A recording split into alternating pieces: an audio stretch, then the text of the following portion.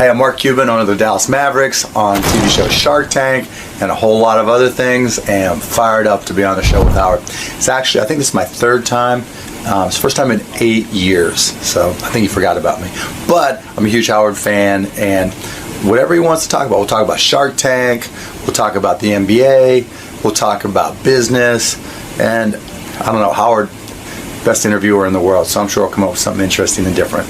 Absolutely, and since it's been almost a decade now, you're going to be sitting down with the uncensored version of Howard. So yeah, and that's true, and so, you know, who the fuck knows what'll come up? I don't care. That's the beauty of coming on Howard Stern show. You just never know what direction he's going to take it, and you just never know what he's going to ask you, so that makes it fun. All right, we'll see you in the studio, Mark. Can't wait. I was talking to Mark Cuban in the green room. I told him you go to the games. I was like, he was very excited by that. Yeah. But he said, like, people don't want to talk about basketball anymore. It's just people stop on the street constantly. Just want to fucking pitch them, their dopey inventions. Oh yeah, he's on TV. It's awesome. You like that show? Oh, I love it. My favorite show on TV. People love that show. Watch it. It's American Idol. The guys are so fucking smart, Howard, and savvy, and they know their shit, and they call bullshit. So it's a great show. Right, because they're businessmen. Yeah, that's what it is. They don't care about the idea. They care if it's making money. That's it. Right. Like if you come with a flashlight, you can make money. They don't care. Right. Oh, whoa, there he is. Look at you. Hey, man, what's happening? Long time no see. It's been a long time. How long has it been? 8 years. Wow. 8 years. Well, I guess you finally have something to say. It's been that long. It's been that long. I hope you missed me, Robin. I missed you. I did. Is life great being a billionaire? I'm the luckiest motherfucker in the world. Every single day I wake up and go, if I can't have fun, then something's wrong. What level do you take it to, though? Because we don't really see your lifestyle.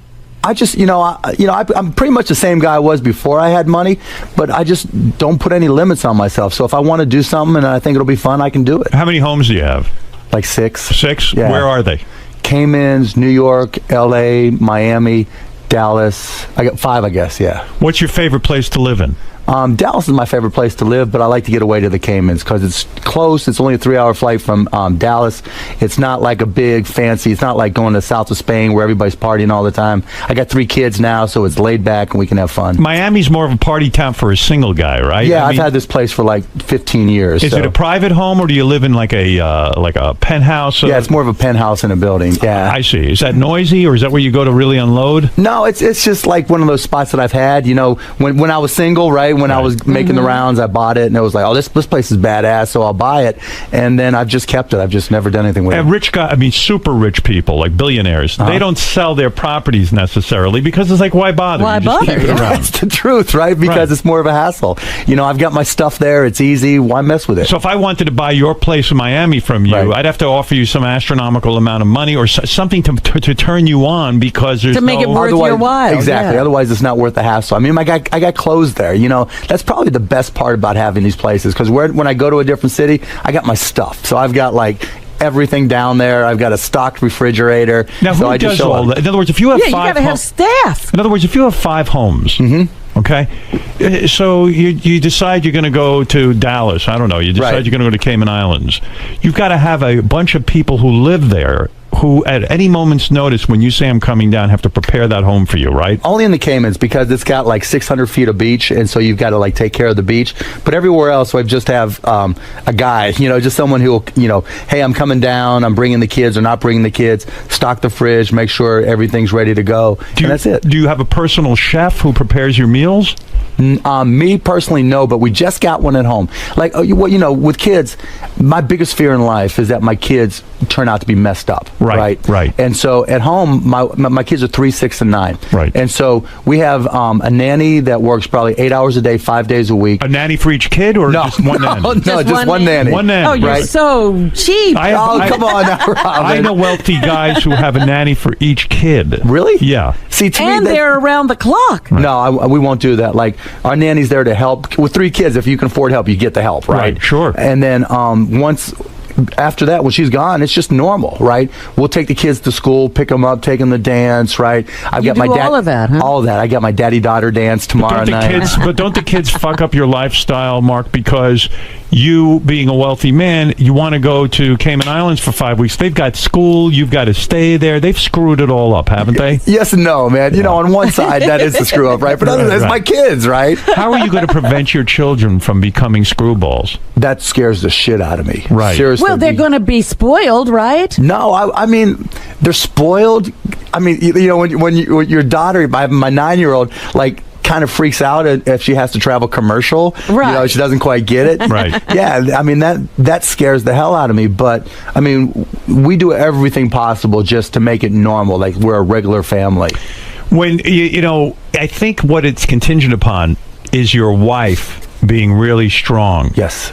If she's a douche, like, and not necessarily, They'll run right over her. There's Is that a what lot you're of saying? women who do not know how to discipline kids or tell That's them no. not my wife. Your wife knows how to say no to them? Oh, she will kick their ass just like she'll kick mine, you know? Yeah, I mean, most women in theory think they can do it, but then they It's a hard buckle. job to be consistent. That's Well, the the first problem. job You'll come downstairs and say, "Kids, go to bed," and then your wife will undo it. You know what I mean? Well, if she does that, you're doomed. Your kids will be No, it's fucked up. exact opposite. is. Yeah, I'm like, come on, we'll stay up. Like my 3-year-old son, I'm like, let's watch Transformers. We'll stay up and watch Batman. Right. You can fall asleep with me, and my wife's like, get the hell to bed, right? So Is having a son more fun because you get to watch Transformers and Batman and stuff and do all the cool hell stuff you yes. like? Yeah. Are you kidding And then me? you're going to Yeah. do the basketball thing and Oh all yeah, the sport. I went through 6 until my son was born. I love my daughters to death, right? But I'm sure. 6 years of hair and nails, right? and Barbie movies. It was brutal. It was brutal, right? And so, you know, Daddy, do you like my dress? Daddy, what about my hair? Daddy doesn't like my hair. Mark, you're a very bright guy, and I read something you said, and I responded to this. The advice that people are giving children now to follow their dreams. Ugh.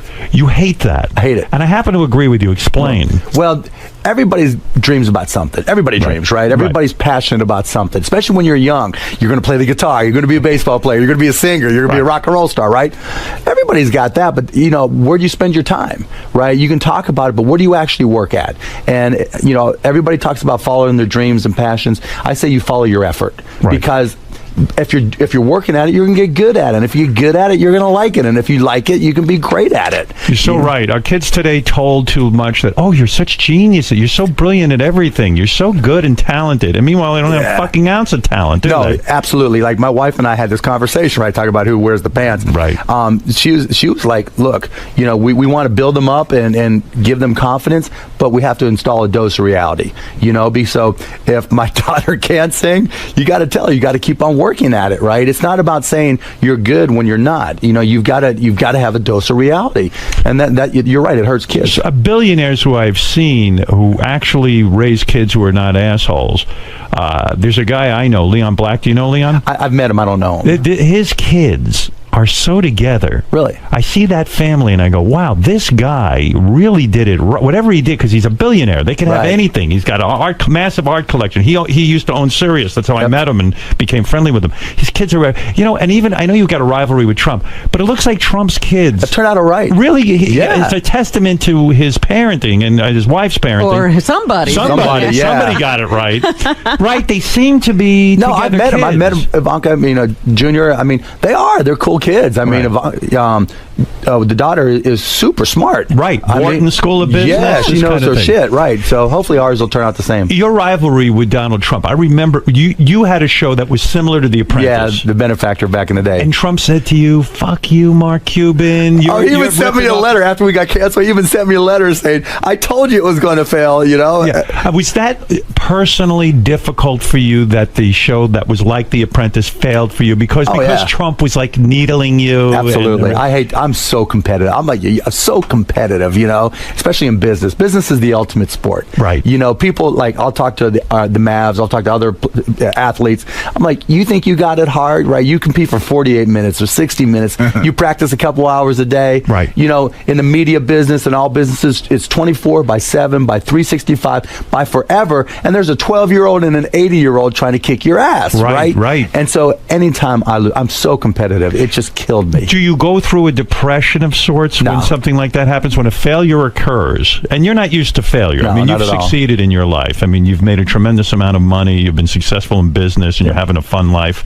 and an enjoyable life. But when a failure occurs, how do you deal with that? I get fired up to work harder at something else. It motivates me, you know. When Trump sent you the letter, did you write him back and say, "Hey, I'm going to beat you at F something you. else"? Yeah, F No, you. I framed it. I Yeah. put it right Did on you? my desk to remind me and to keep me going, right? Right, sure. And it's right there every day. That letter sits on your desk. It's right next to the NBA trophy. No kidding. That's no lie. So does it represent the highs and the lows? It just represents I don't like failing, and that because you know what it's like, right? There, in any business, there's just those mornings where you're just dragging, right? And there's just those moments where you're not at the top of your game, and you Right. just need something just to fire you up, and that's there. The NBA trophy. Uh-huh. Is it true you went out that night and got a $90,000 bottle of champagne and Yep. drank it? Yep. What is a $90,000 What does bottle it of taste champagne? like? It Any tastes different? great. Does it? Do you think you'd know the difference between... Absolutely not. Right. Especially since I was so trashed when I got it. Is that something you do because it's just because you've got the money? And you say, Because why I shouldn't can. Why shouldn't I try it in life? Because I can. I've worked hard. Absolutely. Yeah, I'm a charitable guy. I'm this, I'm that. But maybe I could blow 90 grand. But don't you, as a guy who didn't grow... I don't know. You didn't grow up with a lot. Oh, no. My dad was an upholsterer. Yeah. When you spend 90 grand for a bottle of champagne, I don't care how much money I'll ever have in life. I could not spend 90 grand on a bottle of champagne. I had to. We had just won the NBA championship. That's true. And it was just such a unique moment. And there's a backstory, right? Right. So we're in Miami, and thank you. You sent me an email, and I really appreciate Sure. that. I loved it. It was great. The night before, I had taken some Mavs customers to this club, Live, in Miami, right? Right. And I'm nervous as hell. I got this customer. I'm not drinking. The DJ spots me, and he goes, "You know what we do to Cubans in Miami? We smoke them. Let's go heat." This whole club is going, "Let's go heat, let's go heat." So the next night we win in Right. Miami, right? Right. Wow. And we're drinking, the champagne in the locker room. And one of the guys goes, Jason Terry goes, "We got to go out." I'm like, I got the spot, right? And so I wanted to walk into that club holding that $90,000 bottle of champagne and the championship trophy just to shove it up their ass, right? But it gets better. But wait, $90,000 for that. Okay, so quick backstory. Like 2 years ago, I had my identity stolen by two Puerto Rican guys in Brooklyn. Right. No Big lie. shot, yeah. No lie. They ordered pizza. They somehow figured out got my credit card, right? Right. And they ordered pizza. The pizza guy shows up. Go, "You're not Mark Cuban."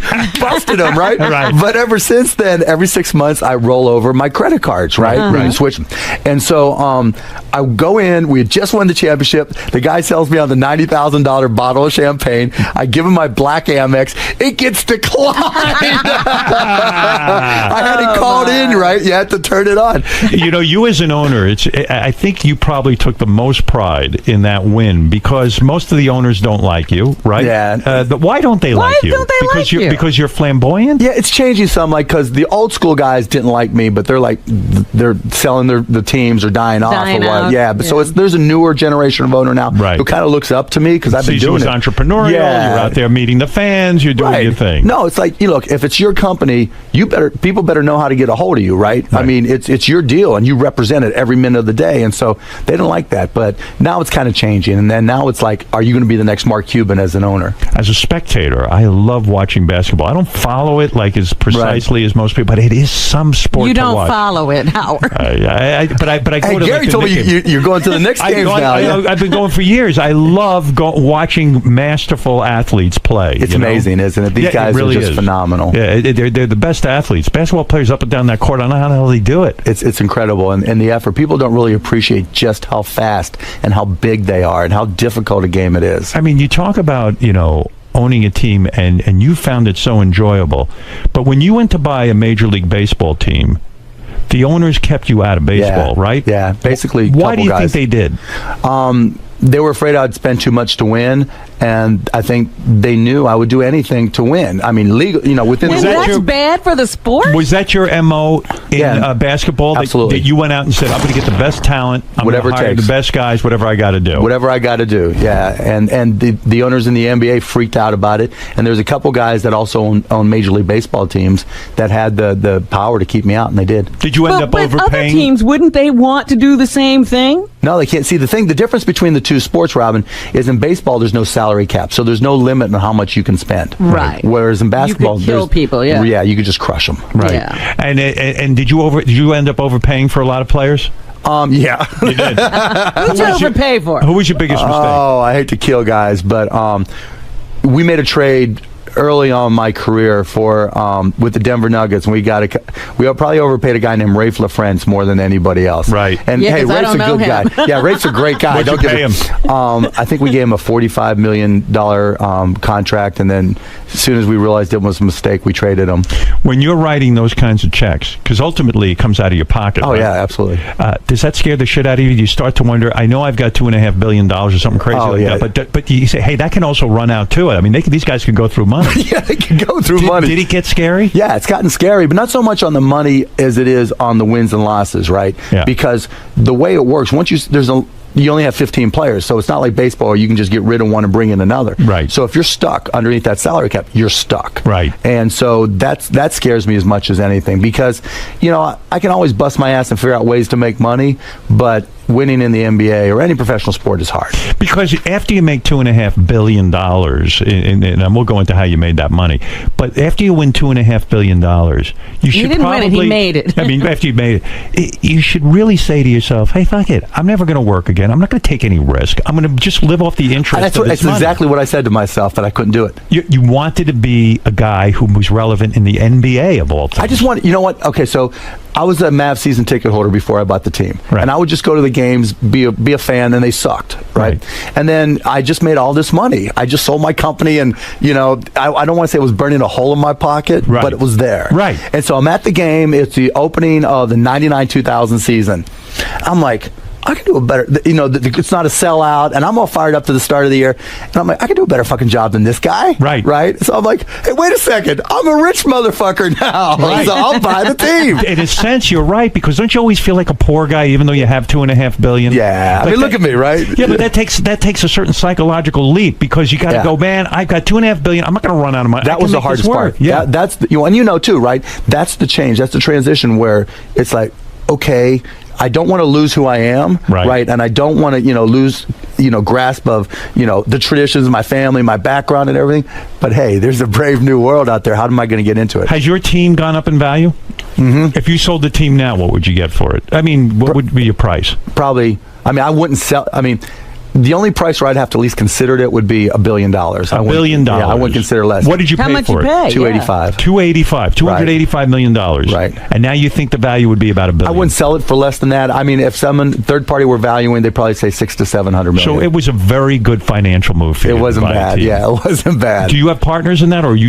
Some of the guys that were partners in the team before I bought it stayed on as minority owners. Right. But I have complete control. Yeah, they believed in you, and they said, "Hey, we're going to stay on." That is unbelievable. It is. And luck seems to not luck. You make very smart decisions. No, Howard. I'm a lucky motherfucker. No. Let's be honest. Let's be honest for a second. I read something about you that just blew my mind. I didn't even know this. The airlines used to have a lifetime ticket. Yeah. You could buy the American. What is it? American Airlines. American Airlines Air Pass. This And I sounds carried around crazy. just to remind myself. The American Airlines Air Pass was. What did you pay? $145,000. $125. All right. For $125,000, you get this card. Right. And this card entitles you for the rest of your life. Me and somebody else. You and someone else can fly for free. Anywhere. And you can also they have to kick off somebody off a flight if you are flying. Yes, I can just walk up to any. Now I've transferred to my dad now, right? Yeah, you can do it. It's transferable. One time. Wow. One time, right? So I transferred to my, but because now you fly private. Right. I was 29 years old when I bought it, right? Yeah. And I used to walk into clubs. You had $145,000 to blow on an airline. Yeah. pass Well, when see, you were- my first company I sold for $6 million, and I was 29. What was that company? It was called Micro Solutions. We did local area networks, wrote software, technology type stuff. Right? Okay, so you had $6 million, and even still, you said to yourself, "Hey, that's a good deal. $145,000 for the rest of my life. I can fly an American Airlines. What a dumb fucking move, right?" Yeah, $145. Well, back then they just very wanted corporate cheap. accounts, right? And I remember, so I just sold that company. I was 29. My buddies, what do you do? Buy a car, buy a house? I'm like, nah. We're sitting at one of those old school steakhouses that have the phones there, right? Yeah. So Right. bring me the phone, right? I'm Right. fucked up out of my mind. We're doing shots. And I'm like, hello, do you guys sell lifetime passes? And they're like, yes, let me put you through. And so the next day, hangover and all, I bought one, and I would go out with my buddies. One time, one of my buddies like, "Oh, Mark, your 30th birthday's coming up. It's the Olympics. Let's go to Barcelona." I'm like, we just walked right to the airport and went right to Barcelona. How many people do you think in this world bought an American Airlines Air Pass? maybe too many because they stopped selling. They stopped the program. That's what I'm saying. I mean, it's a really dumb thing for them to do. Yeah, I remember sitting there going, okay, maybe it might cost me 12 cents a mile. What a deal. So Well, I remember there used to be a Vic Tanny. Ever remember them? Yeah. They were like an exercise place, and Yep. they would sell lifetime memberships. They went out of business because you can't. You got to renew these things. Prices go up. I mean, the price of gas now and fuel. I mean, it's crazy. This is crazy. It's crazy. And I loved it. I mean, literally, I would walk into clubs and I would be, talking to some girl, and I'm like, let's just go to Vegas. Wow. You must have been getting laid left and right. I was having fun. Absolutely. And the weird thing is that they have to guarantee you a seat also. And what happened? One time you went on and they threw off a very famous person. Yeah, for Magic you. Johnson. Magic Johnson. Yeah. What, are you kidding? Now, No. he was in other words, because you had this pass. Yep. They had to throw someone off. And he got the low stick. He got the small stick. Did Magic Johnson realize you were the guy? Oh, no, he had no idea who I was. But you saw him going Oh, off. obviously, I know who Magic Johnson was, And right? you must have been like, holy shit. Yeah, I was like, did that. no, I'm with the blonde, right? And I'm like, yeah. Get the fuck out. Yeah. Excuse me, Wow. sir. Yeah. What a great story. It was great. It was a story. Does he know? Does he know? Did I've you said ever it to tell him, but he don't remember. Yeah. Yeah, he's not going to think about it. But Yeah. do you get to pick who gets kicked off? That would even be better. Yeah. Another 20 grand. Kick off Extra Magic for that. Johnson. Money is a good thing. Yeah. Money can buy you happiness, can't You know what? If you're already happy, it can make you a whole lot happier. You seem very happy. Getting back to baseball for a second. If had you become an owner, it would have been very exciting for you. What was the team you tried to buy? I tried to buy 3 of them, actually. I tried to buy the Pirates. What did you offer for the Pirates? I didn't make an actual offer for the Pirates because I talked to the guy, said he wouldn't sell. Because I grew up in Pittsburgh. Right. And then I tried to buy the Chicago Cubs. Right. And the guy who owned the team at the time was a guy named Sam Zell, who bought Chicago Tribune. Right. And we were talking in the $800 million range. I said, okay, that's legit. Right. But I said, I don't want to go through this whole crazy process. I'm like, just sit down with me and we'll do a handshake deal and work out a deal. He wouldn't sit down, and so I made an offer for like $800 million, and somebody paid more. Right. And then the last time was the Texas Rangers that were going through bankruptcy, and I just didn't have enough. It was all within a 2-week period, and You couldn't put it together that I couldn't fast. get enough together fast enough because I had to write the check there and then. Wow. And somebody was able to write a check that Well, fast? it was all set up in the bankruptcy court. They had a stalking horse, white horse guy who already had the whole thing set up, and they were doing their best to keep me out. So $800 million was a pretty damn good offer. Probably he went to the other owners and they would not approve you. I would no, there's think. no way they would have approved me. Because you again would have Because of driven me. up the prices, Yeah, and they said we don't need this guy. That's so fucked up, isn't it? No, actually, I'm glad it turned out that way. Why? Because I'd be out in the stands, I'd be out in the bleachers in Chicago at Wrigley Field drinking beer and eating hot dogs all day long and weigh 300 pounds. How much of your day is spent running your professional basketball team? Not much. You have a general manager. He worries Yeah, about it. How yeah. often do they report to you? It just goes in streaks. So like right now is the trade deadline's coming up tomorrow. Right. And so we'll talk all day today and tomorrow. Right. And then during the summer, same type of thing. We'll talk all during the summer because of free agency. And why do you want to talk to them? Because you want to know what your budget's going to be? You want to know, hey, how much do you guys really want to spend for this Well, guy? I'm more involved in that, right? It's not just about the money. It's like which players, what's the goal, what are we trying to do with the team?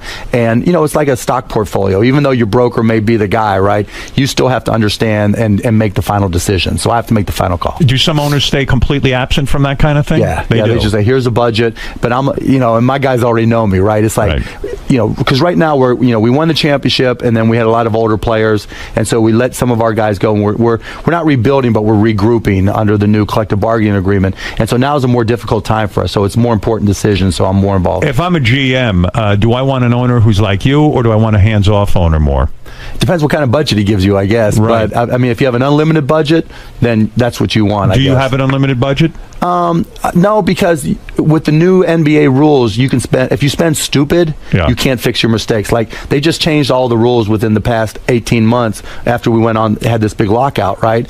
And so in the past, when you made a mistake like Rafe LaFrance, I could just trade it away and just spend more and fix the problem. Now you can't just spend more to fix the problem. What's in your mind, the number that a budget should be for your team this year? Well, now because of the rules, we'll only spend, I think, $60 million in salary, which is the lowest since I've been there. Yeah. But that resets us to go out and spend more. So the way the new deal works is you have to take a step backwards for a year, maybe 2 years. Then you can start spending the money again because you have room to spend the money. So it just changed. Don't you think with the hit show Shark Tank, you've had your revenge on Donald Trump, that you're now part of a hit show? The show's a hit. Oh, it's killing it, and we killed The Apprentice now.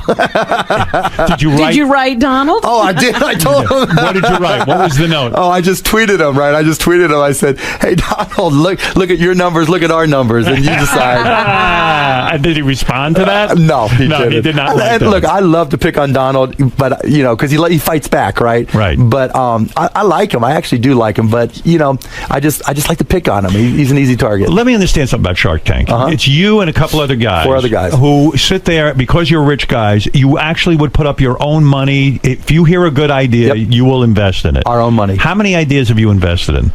I don't know the exact number. I think 10, 12. I don't know the exact number. You took your own money and you said, hey, that's a great idea. Yeah. Have any of them made money? Yeah. Oh, yeah. All but one. One's breaking even, one's gone out of business, and the rest are making at least a little bit more. What is the idea that went out of business that you thought was going to be good? It was a company called Toy Guru. It was Netflix for toys.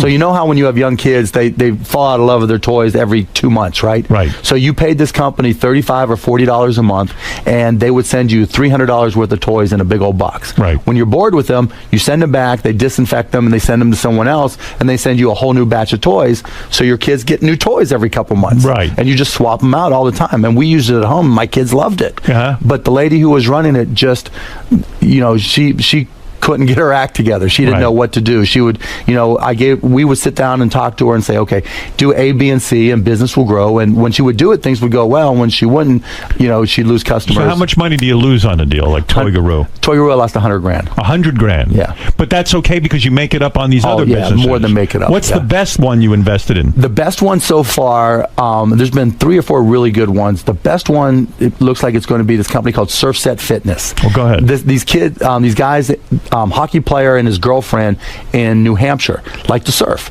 and you can only surf for a couple months, at most in New Hampshire. That's right. And so he took a surfboard, and when you go to the gym, they have these Bonsu balls, things that you can work on your balance and everything. Yeah. Right. So he reconfigured something like Bonsu balls, put it under a surfboard, tied it all together, and recreated the effect of surfing indoors. Wow. And so he made it into like a formal product, and he sells them to gyms now, and gyms teach classes around these boards, and it's almost like Zumba, where the gym buys 10 of these boards, and every class they charge like $25, $30 a class, and he collects money when he sells the boards and every time they teach a class by a certified instructor. And so he did, maybe when he came on the show, he was doing $18,000, $25,000 a month. He'll do $5 million this year. Wow. And his margins are 30-40%. Wow. Easy. And they can keep on going up from there. Hey, let me understand something. If I want to learn how to surf, do you think that I could sort of master the technique by just using the board? Yeah, absolutely. And then I have no danger because I've always won't wanted. fall in the water. I've always wanted to surf, but I'm 59 years old. I don't want to kill myself, and I don't want to get eaten by a shark. It's good and bad though. So I went and did the class, right? Yeah. And so I'm 54, right? So I'm getting confident, right? And I do this little jump, right? And we're filming an update for Shark Tank, and I got too cocky. My legs went out from underneath me, and they got me just busted on my ass, right? Oh no! It was crazy. Yeah, but you kill yourself. It's surfsetfitness.com, so you can check it out. So some of these things, so that's going to make some money for you. That one's making me another related one, different company, but a guy, towerpaddleboard.com. Have you seen the stand-up paddleboarding? Yeah, it's huge. Oh, he's killing it. So these guys went from doing $18,000 a month. They did. His show was like a year ago. He did $2.1 million this year, and he'll do $3 million this coming year. And what is he selling? He sells stand-up paddleboards. paddleboard. Oh, inflatables and regulars. But isn't he competing with a bunch of other companies? Yeah, but he's got a great product. It's Why was his product so great? 2 reasons. One, it's less expensive. It's well done. It's less expensive, and he gives you a bunch of options in size and inflatable, so you can carry it around, blow it up, whatever. So if you go to if you have a summer home or you just summer vacation, you can't leave your board there, then you use an inflatable so you can take it with you back. So So you put up the seed money for this guy. How much did you put up on that one? I think $300,000, I think, and he's been growing so fast. I've given him some additional money to help finance his receivables, to help him continue to grow. Wow, no kidding. Yeah. That is unbelievable. So the show is a success. You know, I would think that on the sly, the network gives you some dough to give these guys. No. It's not like That's that. actually the worst part of the show, right? Yeah. Because Giving up your own money? Well, not the own money. It's the time. Do you get paid to do the show? Yeah, we get like $18,000 an episode. Nothing. I see. It's Yeah. not about that. No, it's it's not that about you're that. getting the opportunity to hear these That's ideas. Exactly. And actually, you know, because to get on the show, people will push down the valuations of their companies. Right. Because they had 40,000 people apply to present products on the show last year, and I think 125 made it. And they're just starting auditions now, or not auditions, but whatever you call it, presentations now for people to come on the show, and they expect over 75,000 people to apply. Wow, it's unreal. So you're really getting bargains when you... Yeah, because they'll push down the valuation. Yeah. So if this went out in the open market, it'd be more. It's fun doing the show. I'm having a fun time with America's Got Talent. It's a similar kind of Yeah, thing. You sit well, exactly. there and you hopefully some magic happens, you know? And you see amazing things, right, that you don't expect. Let's do me a favor. There's three guys who work for me who want to pitch you. Legitimately no. want to pitch Bring you. it on, baby. Yeah, you'll do it. Oh, All right. yeah. This gentleman's name is Tim Sabian. He is our program Don't worry, manager. your wallet's safe. I don't know. Let's see. I mean, why not? Why Did you not? hear my invention, by the way? Yeah, the penis pad? The penis pad. Yeah, as long as you're tweeting pictures, it'll be a huge hit. No interest in that. That's a losing proposition. No, I think you ought to go ahead and do it. I mean, if I told you, Mark, that there's a company that has, and now this is Playtex, and they advertise with me. It's a wipe Right. that you wipe down your balls, cock and balls, and ass area before and after sex, and it's with it's very gentle. You don't get a rash. You wouldn't invest in that, would you? It'd be a tough sell. Yeah, Playtex. Well, for them, it's easy, right? It's perfect. It's But right why in their way. wouldn't you invest in that? Because, I don't have the vehicle to... In other words, they're geared up for this kind of thing. Yeah, it's their business. But you're not geared up for surfboard shit and all that No, stuff. but the guys who invested with were. They're tooled up. Right, they're tooled up, literally. So a lot of people, you're saying, can have a good idea, but they've got to be tooled up. Right, you've got to be, there's certain things I can't sell. Like if one of these guys comes in and brings me frozen food. Right. I don't know how to help sell frozen food, right? So I'm not going to do it. Tim, go ahead. What is your idea? Bring it on, All right, Tim. My idea, hey, Mark, welcome here. Thank you. I'm looking for a $250,000 investment on 50% equity in this business. Okay. It's an application that I had an unfortunate situation about a few months ago in the bathroom here, where if I was walking to work, I got sick and left the bathroom a mess. A mess. He shit everywhere, all over our bathroom. But go ahead. So I've come up with a clean restrooms app. CRAP. CR, Clean Restrooms. Okay, app, nice name, yeah. Okay, download it onto your phone at 99 cents. If I had the ability to do this as I was walking to work, I could have stopped in anywhere and gotten my shit together. What does it tell you? It tells you. It tells you where the if I nearest had the app bathroom on my is? phone, it would give There's me- already an app that does that. this not what this does. Not what this does. Okay, go ahead. Not what this does. Why is yours different? Because it also has interaction with the user, where they can upload pictures of the app, of the clean restrooms. That it's a community. So it's Instatush? It's exactly. It's like Isn't there an app that tells you where a bathroom is? Yes, there are. But Because I know when I was looking for jobs in Manhattan when I was a kid, I used the library and I was thinking, I wish I knew where there was a clean bathroom. Yes, Right. It's what Yelp is to restaurants. Crap is to restaurants. All right, hold on. You made your pitch. Mark Cuban, any we got interest in through- this? Because $250,000 for a crappy app. We can negotiate. How about you just give him $250,000? Yeah, why not, All right? Get out of here, Tim. Thank you very Next. much. Very good. Yeah. What is You know it? that Tim's invested a good chunk of his own money in this already. How much He have you has? invested into this? A chunk, a little How bit. much? How much? But How here's much did you invest of your own money? okay, $8,000 in this thing. Okay, but listen to this. Listen to this. I'm shocked. You saw what the ugly meter did in one day. That's true. It did over $500,000 in sales in one day. What It did thing? already? It did already in one Not day. yours. So- Not Something yours. called the No, ugly not mine. meter. This, Oh, I'm- that's- so oh, they're the doing other a one. model Get out of here. already. Get out. Yeah, Get out. but they respect their money. Get out of Get here. out of here. You're out. You hit the buzzer. I've got another one.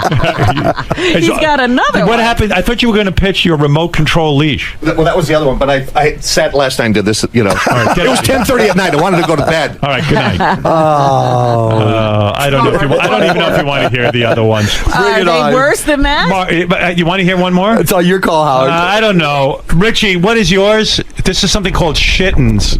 Oh, God. Everything with crap. Everything was shit. What's with you guys? Go All on, right, man. quickly, the pitch. Go ahead, Richie. All right, this is the best app.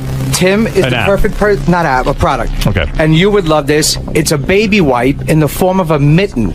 Because when you wipe your ass, the last thing you want is fecal matter on your hands, under your ahead. nails. So I call them shittins. Okay. All right. And it's a baby wipe in the form of a mitten that you put on your hands. So that Okay. way your hands are totally clean. Okay, how much money are you looking for? 25 grand to start. And what percentage of the company do I get? You'll get 50. Okay, how long have you been making these? About a day. Oh, okay. So you've got a long history with them. Yeah. Okay. And this is the clean. How are you going to get shittins made for 25 You can't grand? even sell that name. Yeah, I can get it made. Yeah, and who's going to buy something called shittins Well, in the supermarket? that's my Nobody's gonna- one problem, the product name. But it's a great name. It's a great name. Shittins. What are they made? What's it made out of? It's a baby wipe that you can actually split into a mitten. Is it eco-friendly? Yes, flushable, eco-friendly, and you could. It's super clean. It's if you have babies. I have Crohn's disease. I could definitely use something like this when I have a Yeah. problem. Yeah. For nurses who have to clean up. Well, old just men, think all those. This is super clean. All those locations around the world where they don't have toilet paper, right? If you have your shittins You're with you, shitting with you, right? yeah. So Exactly. Mark, have you, you, getting turned on by this? Honestly. have you looked at international distribution? Not yet. So you really don't have a company yet. This is just an idea. Idea. I spoke to a bunch of women who have children who have like incontinent grandparents, and they would love something like this. You know what? It's not a bad idea. Thank you. But the problem is, it's just an idea. It's in a ground floor. Just an idea, right? I understand. This is like our writing meetings where guys blurt out an idea. They go, "Hey, let's get President Obama on." They go, "Yeah, that's a good idea, but like, how are we going to get him?" Yeah. So in other words, Mark is saying you have a good idea. I'm on the bottom floor. but you don't even have a manufacturer. You don't have any. You haven't done the anything. work yet. I just started this. Come back when you've got a company. I'll give right? you my information and we'll Give talk. me your information. Wow. but Fair come deal. back when you've Fair got deal. a company. I It's quit. not a horrible idea. Yeah, quit Thank immediately. you. I mean, I'm shocked. Let me help you out, Richie. Get me a phone call to China. We need China people to make shittins. Shittins. Get out of here with He that. names a product shit. Mark, he like, didn't where are you do- going to market that? What did you just spit into? Oh, I've had a cold, man. I got over my son. Jesus Sorry. Christ. That was gross. That was gross. I was hoping you were looking over there. I need a shittins All right right, somebody invent something for Mark. now. Mark, that was a very exciting thing. You were buying into the idea. Yeah, because actually I wasn't thinking so much here in the United States, but places around the world that don't have toilet paper in Right. third world countries, if you can make it disposable and make it really, really cheap, and you've got, a shitting around and you carry it with you, you travel to Mexico, it's safe. Are the shittins reversible? Oh, my God. So, by the way, Mark, you made your money the old-fashioned way. You say when you were, how young were you when you made the $6 million? 29. 29 years old, because you were doing techie stuff. Right. But let me just one more time go over this. Okay. You had a company that was broadcasting on the internet. Right. Television stuff. Audio and video. So all the streaming, everything YouTube does, we started that. You started that. It was called AudioNet, and we started in 1995. And when Yahoo bought you, Right. they gave you $2.5 billion? No, they gave us $5.7 billion in stock. Right. And then, so I got 33% of it or whatever. Right. And then When Yahoo went to about $2.5 billion, you sold everything. when it went up, I did a hedge, right? They called it one of the top 10 trades all time on Wall Street. What did you do? So I got all this stock from Yahoo, and everybody else thought the internet bubble was going to keep on going forever, right? I'm like, there's no way. And so I sold calls, bought puts, so I protected my stock. And so it went up in value some more and went up to where my hedge was and then cashed me out. I see. And So then the whole market cratered and I was protected. when you cashed out, Yahoo went up a little bit more, and people said Right. to you, "Oh, aren't you sorry? Well, exactly Why right. didn't you hold on to it?" And you said, "I've got $2.5 $2 billion. Well, how much do you need, right? That's exactly. And you didn't get greedy in a Nope, sense. not at all. I mean, you could have kept saying, "I'll stay in another day. I'll stay in another week." And if you had waited just a couple of weeks, Probably about 6 weeks, I would have been fucked. like how badly fucked? You might have lost $1 billion. Oh, more than that. More. Oh yeah, no. Yahoo went from like $300 to like $5. The guys, it went from what to what? Like 300 to 5. Wow, in a matter of weeks. Yeah, probably over the course of a year, but it would have been impossible to really get out. Right, and so some of the guys that were in business with you all got stock as well. Yep. Did some of them stay in too long and get tanked? Yeah, I mean, I went to everybody that owned stock in the company. I said, do this.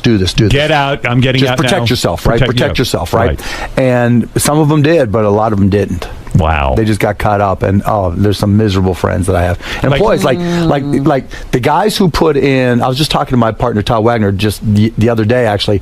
The guys who put in $30,000 ended up with $30 million. Wow. And some of our employees who were there right at the beginning that we didn't have a lot of money, we gave them stock, 15, 20, 25 million, and a chunk of them just lost it all. Oh, wow. That's a shame. What a shame. It's almost like you want to just kill yourself if something like that happens. I couldn't even imagine. Because you're worth $20 million one day. And that's it. Nothing. It's your ticket to freedom. Nothing. And then zero. Nothing. You're searching for a job. Ticket away. Wow. Yeah. And you begged these guys. You said, look, even you were the major stockholder, right? Yeah, I was the largest stockholder by far. Yeah. You hit $2.5 billion, and you said, hey, if I stay in, maybe I'll have $5 billion. No, yeah. And I told these guys, come on now, seriously? After the $2.5 billion, after buying the Mavericks, after blah, blah, blah, blah, what are you worth today now? Probably more than 3, because I've made some good investments. Wow. Yeah. Wowee. Yeah, it's crazy. Wowie zowie. It's crazy. Look at you.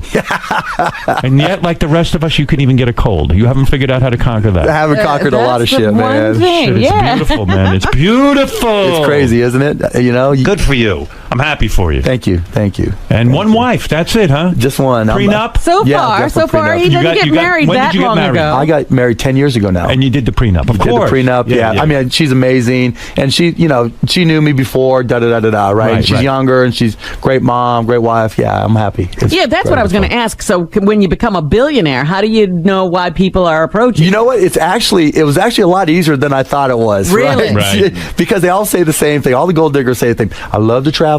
I want to do charity work. Right? She's super hot, your wife? Yeah, I think so. Yeah. Very nice. Yes, Very nice. I'm lucky. Hey, wait, I got to tell you one thing. Tell right? me. Yeah. Shark Tank, right?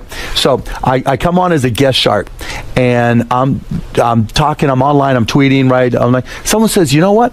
Did you know that Howard Stern was tweeting during private parts? Right. And I'm like, what a great idea. And I'm like, has anybody done it during a TV show? No. So do you do that now? I did it during Shark Tank when I was a guest shark. The ratings, we immediately started trending. Yeah. The ratings started going up. Now they're like everybody on television tweets. I was looking at Twitter when I first got an account. I said, well, what could I do with this thing? And my movie was playing just coincidentally. And I said to all the followers, hey, I'll tweet some hidden sort of behind the scenes stuff. Right. And it caught on. People liked that idea. And I copied you. Right. Good. And no lie, that had a lot to do with one of the first surges of Shark Tank in the second season. Was the show a hit right away? No. It was not. No, it was just mediocre, and then they changed up some things and brought me on as a guest shark. What network are you, ABC? ABC. ABC, yeah. And was ABC close to canceling it? I wasn't on the first season, so I didn't hear all the stories, but they replaced one of the guys and replaced him with me, so something had to change, right? So do you feel you were the reason, the spark? I think I was part of the spark, absolutely. Because you're lively on the show? Yeah, I think I picked up, I mean... ABC, everybody says that, I raised the game for everybody else. You get along with the rest of the judges? Sometimes. Yeah, most of the time I do. Do you think some of them are assholes? Not so much assholes. It's just, like anything else, when you're there 12-hour days, 20 straight days, 25 straight days, everybody gets annoyed. Yeah, you can get annoyed with each other. Yeah. And it weighs you down in a sense if you don't like the other right? judges. So you've got to, so the camera comes on, you got to do your thing, right? Yeah. But then off screen, everybody's everybody. Are there fights off screen? No, we pretty much get along. It's more we're smart. We save it for on air, right? So when we're pissed at somebody, we save it for on air. Wow, what a life! You got to see Mark Cuban on Shark Tank. And I got to plug one thing. I'm doing a cameo tonight on Necessary Roughness, testing my acting skills. I'm not really. Yeah. Now tonight. you're an actor. Yeah, I like to try things, right? Yeah. Well, you're certainly trying a lot. Don't miss Mark on the season finale of Necessary Roughness. Yep. And there you have it. And Richie Wilson just sold him the shittins. Yeah. Which is great. Which we'll be selling in American Airlines Center. What do you want to know, Ralph? Quickly for Mark Cuban. Hey, now. Shark Tank is like one of my favorite shows. I think it's a great show. And it's funny, one of the things you mentioned tweeting, one of the things I love doing is tweeting during it. It's just fun and it gets you involved. Yep. What I love about the show, Howard, is like you learn a lot about business and everything, but the setup is you go in and you pitch to 4 different people. people. But Mark, I love you on the show, but what you do sometimes, which I hate, is like you bully people into a quick decision. Hell yeah! Because it's television. I want to hear the pitch to everybody. That's why I'm going in there. I want to hear what Barbara's going to say. Well, I want to win, right? I want to. If it's a good deal, I want to get the deal. I don't give a damn what Barbara or one of the other sharks has to say. So when someone comes in with a great company, then I've got to have my strategy to win the deal. Right. And that's part of it, learning how to negotiate. All right, yeah. Well, you do learn a lot, and Tim made a classic mistake. He came in and overvalued his company. He wanted $1 million for that shit. Yeah. All right, Ralphie boy. I know Ralph will be pitching you very soon. I'm sure he will. Very soon, Mark. As soon as he comes up with something like shit. All right, Mike, go ahead. Quickly, last question for Mark. He's got a very busy life. He can't sit here with you all day. Go ahead, Mike. Mike's gone. Good job, Mike. All right. Enough with Mike. All right, I'll let you out of here. Great having you here. Oh, man, I loved it, Howard. Hopefully you'll have me back. And you are the man. No, you're the man. I mean, you're laughing, you're smiling, you're having a good time. You know? And you prove that money can make you happy.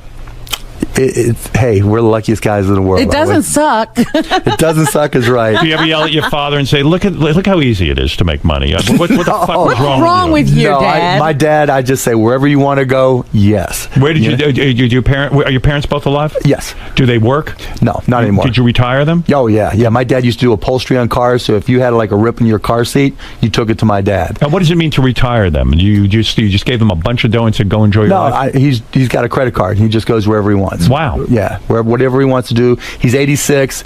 He's still a party machine. Like, he's in Miami right now, and if you call him and it's 8 o'clock, he's drinking wine and loving life. But he told me the best line ever. He said, "Today's the youngest you're ever going to be. Live like it." Did he ever? Is he divorced from your mom? No. They're together. Sometimes, yeah. My mom likes to stay in Pittsburgh and go golf. Kidding. And my dad likes to travel. So they dislike each other and what dislike each other? They just do their own thing, they right? Live their separate lives. Yeah, they do their own thing. They're not going to get divorced. Right, They stay exactly, together. yeah. Right. They're staying together for the sake of you. Yeah, exactly. Yeah, the children. It's for the sake of the checkbook, yeah. Isn't that weird? Do you ever say, "Why don't you two get a divorce and go just hang out?" It's not worth it. It's not worth it. You don't get involved. No, he's 86 years old. Whatever he wants to do. Do you ever say to your dad, "Hey, you spent a little too much money on the credit card"? Never. Do you think he's buying women with his credit card? I hope so. Is he respectful of the credit card, though? I mean, you don't see like a yacht. He's a depression baby, right? So he's like, he freaks out. My mom the same way. If your parents do get a divorce, which one will you go with? Which one will you? I'd probably live with my dad because he's buying those hot women, right? You're a great advertisement for having children. I mean, you've retired both your parents and they both have credit cards, right? They put up with me all those years. They earned Good for you, man. Yeah. That's a nice thing to do for your parents. You got brothers and sisters? 2 younger, and they both work for me. They do? Yeah. Oh, man. And what do they make, $1 million a year? No. They actually have to work for their money. No kidding. What do they do for you? My one brother manages my foundation, Nice. And my youngest brother is in sales for Magnolia Pictures and Access TV. What does it mean to manage your foundation? What is that? He does one foundation. It's called the Fallen Patriot Fund, and so I put up money when soldiers or service people who were injured or have problems coming back from any of the wars that we're in.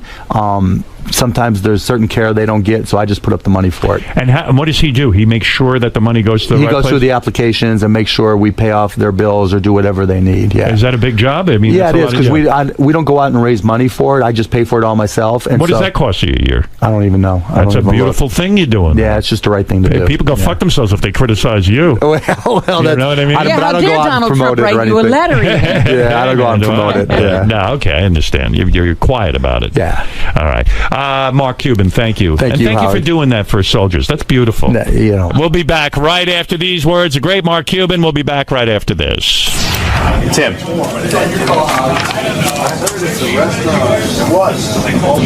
A bit of a fail today, Tim. No, not a fail. Not a fail. That's just a bigger challenge. Watch this work. You attempted to make lemonade, so to speak, out of a very chicken sour shit situation. out of chicken salad, or chicken salad out of chicken shit. Have you officially let this incident go now that Mark has not endorsed your idea? It's a bigger challenge now. Now it's a bigger challenge. Now watch this work. Does this stem from all the flack you took for your unfortunate incident a few months ago? Are you trying to retool your image? Is this what this is about? No, this is about taking advantage of an unfortunate situation. Strictly capitalism. Exactly. Okay. I quit. Not green lit, but not green lit, but it's a yellow light. Exactly. It's a yellow light. They didn't turn it down, and a multi-billionaire loved this idea. Let me get a look at your Shittens. This is Shittens. Let me see. See? And I basically sewed together 2 baby wipes in the form of a mitten. And it's super clean, it's biodegradable, and it's, I think, the perfect product for women who have children, or if you have butt problems, this is the perfect product. And even on an unseasonably cold day, you can throw them on. Exactly. And they're warm. If you're in the woods, you got to take a shit when you're camping, pop on a shitten, wipe, throw it away, and your hands are clean. What if you don't want to touch the subway rail handle? Exactly. If you have to touch a whack pack member, right, you wear your shittens and clean their hands at the same time. The one thing I have to work on is the name. That's it. I have to think of something else besides shittens, but there's something there. And some logistics, like distribution and manufacturing. Exactly. Look, you can get let's just say if some celebrities can get clothing lines made in these third world countries, I can certainly get this made. Shittens. Shittens. I like it. Next time you see me, I'll be a wealthy man. Will you remember us? No. I'll remember you every time I wipe my ass. Mark, a couple of, shall we say, interesting ideas or prototypes going on today. Yeah, it was definitely Shark Tank and the Stern Show. Shittens, I mean, I think everybody needs one. I can tell when it's a hero or a zero, like Lori on the show says, and that was a hero.